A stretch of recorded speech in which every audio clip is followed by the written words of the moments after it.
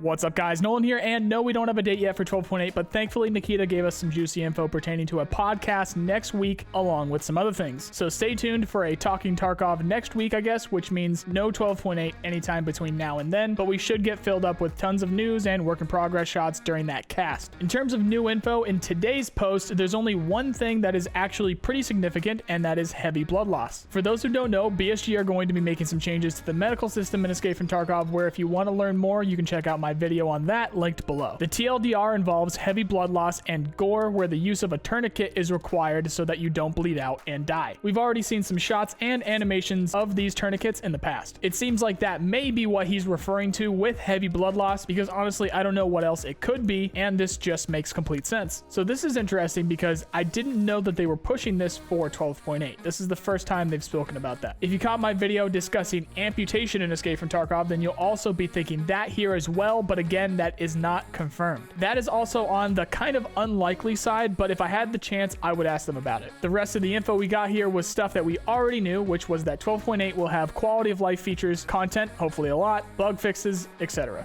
Worryingly, there was no mention whatsoever here of the vector, the RFB, or any real content actually. He just used the word content literally. Hopefully we'll get a good look at that stuff in the cast next week. There's two other things that I want to touch on here as well, with the first being the fact that he did not mention the upgrade to Unity 19. If I had to guess, I would have to say that that's the major reason why the patch is taking so long, and they may have even scrapped it entirely, but maybe we'll find out next week if he just forgot to mention it here, it's delayed to patch 12.9 or further, or just again scrapped completely. The second thing that I want to point out here is his phrasing that he used in this post, such as high chance and so on. I completely understand that English isn't Nikita's first language, and I'm usually pretty good at navigating the Nikita-isms, but that right there has me a little worried when you add it all up. For all intents and purposes, the patch is going to end up being about a month late, and then when they mention a podcast where they'll discuss what's coming with that patch, they use the phrasing, it's a high chance, when referring to the content of it. I really hope he messed up with the translations really badly there. Otherwise, any use of that phrasing there means they aren't even completely confident that they can show us anything, which really would not be a good thing unless they specifically want it to be a surprise, in which case I understand kind of, but still, it's been a long time since we've actually had some good updates with real content and pictures and animations and stuff like that. The reason why I say this is because I wanted to make sure I start voicing my concerns more often, because as much as I get crap for being a shill for Tarkov, I really do see all of this objectively. I just tend to have a very positive outlook on these things, and I just think the community is negative enough as is. However, I need to make sure I keep it real with you guys and give you the full story. If I hear anything else, I will of course share it with you guys as soon as I can. Otherwise, sit tight until the Talking Tarkov podcast next week. That's all for today, guys. If you need more Tarkov content in your life, then check out these playlists here. If you're looking for people to play with, then join our Discord below. If you like this video, then you know the drill. I really appreciate the people who do. Otherwise, I hope you at least learned something, and I also hope you have a nice day. See you guys.